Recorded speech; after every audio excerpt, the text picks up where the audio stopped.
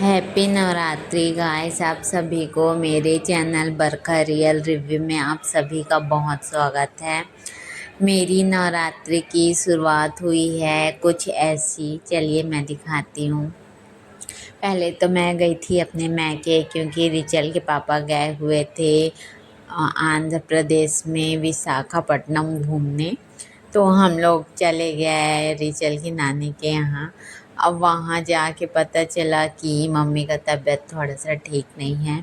फिर उनका सेवा करते करते मेरा भी तबीयत बिगड़ गया। फिर मैं घर में एक दिन पहले आई, 19 को आज नवरात्रि था, तो मैं 18 को आई और 18 को हमको तेरही में जाना था। फिर वहाँ गए, इतना सारा काम हो गया था और ऊपर से मेरा तबीयत भी ख़राब था। फिर मैं पता नहीं काम कैसे हुआ, सब भगवान ही जानता है।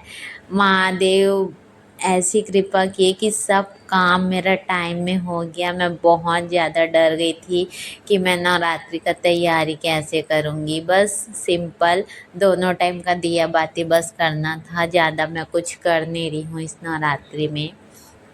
तो महादेव ने सब काम बहुत ही ईज़िली आसानी से कर दिया और बाद में मेरा तबीयत भी ठीक हो गया। फिर भी कुछ न कुछ रह गया, तोरण बांधना रह गया, तो मैं देखूँगी कि उसके दूसरे दिन अगर मैं मंदिर गई तो मैं ज़रूर से लेके आऊँगी। मेरे आसपास यहाँ पे है नहीं आम का पेड़, थोड़ा दूर में है, तो लेके आऊँगी और मैं ज़रूर से तोरण बांधूँगी। और मुझे बहुत अच्छा लगता है ये सब करना। मैं सुबह 5 बजे उठ गई थी। उठने के बाद मैं योगा करी, कपालभाति मेडिटेशन ज़रूर करती हूँ। बहुत फ़र्क पड़ता है उससे। मैं कुछ दिनों से ना कर नहीं रही थी, इसलिए मेरा तबीयत ख़राब हो गया था, गैस बनना स्टार्ट हो गया था पेट में और मुझे पता नहीं चला। मुझे लग रहा था मेरे साथ क्या हो रहा है, कुछ समझ नहीं आ रहा था। खाना भी नहीं खिला रहा था, 3 दिन से कुछ शाम में मैं खा ही नहीं रही थी। फिर मुझे रियलाइज़ हुआ कि नहीं, गैस बन रहा है।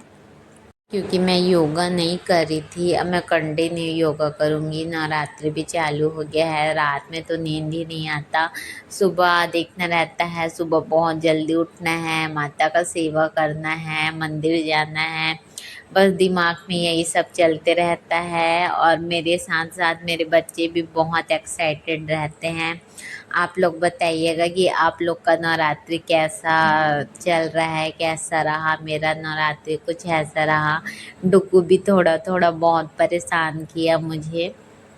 और जब उसके पापा घर में रहते हैं फिर तो वो तो पूरा सर में ही अपने घर को उठा लेता है, तो थोड़ा परेशान मैं हो जाती हूँ। लेकिन कोई नहीं, अभी बच्चा है करके उतना कुछ बोलती नहीं हूँ उसको। और मेरा पूरा कपड़ा धुल गया था, कवर वगैरह झाड़ू पोछा सब हो गया था, डीप क्लीनिंग भी हो गया था। पता नहीं तबीयत इतना ख़राब था लेकिन काम इतना जल्दी हुआ ना, मुझे भी समझ नहीं आ रहा था इतना ढेर सारा काम इतना जल्दी कैसे हो गया। लेकिन सब महादेव माता रानी की कृपा है जो इतने अच्छे से हो गया। पूरा मेरा घर डीप क्लीनिंग हो गया था और वेडनेसडे को जब मैं घर आई तो नमक और फिटकरी पानी से मैं पूरा पोछा लगा दी थी। ये नवरात्रि का फर्स्ट डे है। सुबह 5 बजे से उठ के योगा करके झाड़ू पोछा करके मैं नहा ली हूँ और यहाँ पे पीने का पानी भरी हूँ।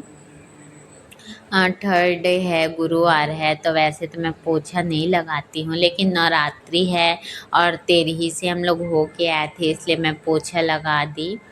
और कपड़े भी धुल गए बहुत सारे, ऐसा हो ही जाता है। मैं नहीं धोना चाह रही थी लेकिन कपड़े बहुत ज़्यादा हो रखे थे तो मैंने धो दिया और कपड़े भी मेरे सूख गए थे। मैं आराम करने चले गई थी उतना में, और 3 बजे 4 बजे मैं जाके सुखाई, ड्राई कर दी थी। 5 बजे तक मेरा कपड़ा सूख गया था, धूप भी अच्छा तेज हो रहा था। फिर शाम को सुखाई थी मैं, और सुबह नहा के पीने का पानी भर के सीधा बच्चे लोग के लिए नाश्ता बनाई, क्योंकि बच्चे भी बहुत भूखे थे। रात में अच्छे से कोई खाना ही नहीं खाया था मेरी वजह से, तो मैंने सोचा कि चिला और चाय ही दे देती हूँ। और फिर नाश्ता और खाना मैं साथ में ही बना दी थी, क्योंकि इसके रिचल के पापा का फ़ोन आ गया था साइड जाना है करके। तो उसके बाद फिर मैं मंदिर का सफाई करके फिर पूजा करी, और मुझे बहुत टाइम हो गया था। फिर शाम का भी दिया बाती मैं बहुत अच्छे से करी। ये मैं बहुत अच्छे से डीप क्लीनिंग करी मंदिर को। और शाम में तुलसी माता भी मैं नया लेके आई, लगाई, क्योंकि मुझे लगा कि नवरात्रि तक जो मैं तुलसी का बीज बोई हूँ वो हो जाएगा, लेकिन नहीं हुआ। मेरा वीडियो कैसा लगा ज़रूर बताइएगा। लाइक ज़रूर से कीजिएगा, नए हैं तो सब्सक्राइब कीजिएगा। मैं यहीं पे अब अपना वीडियो एंड करती हूँ।